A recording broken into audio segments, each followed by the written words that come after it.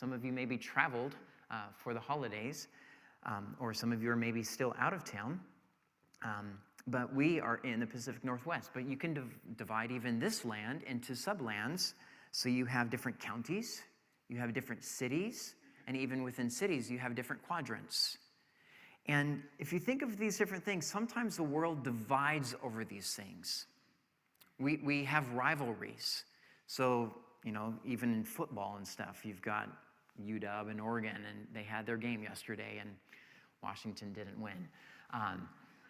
But sometimes there's these rivalries, and sometimes there's this impression that some region or area is better than the other. And they all have their values, and sometimes there's disadvantages to different areas.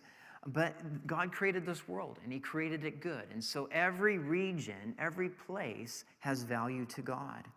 God created language. There are over 7,000 different languages in the world today. The majority of those who live here in the Northwest speak English. Many speak Spanish. Some, more in the Seattle and Tacoma area, more multicultural areas than down here, have a lot of other languages. But all of these God created. We're going to talk about the invention and creation of language next week and God's intentions and design in that.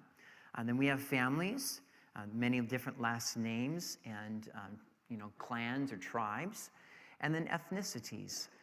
My background is generally Scandinavian. Some of you here are Hispanic or Taiwanese.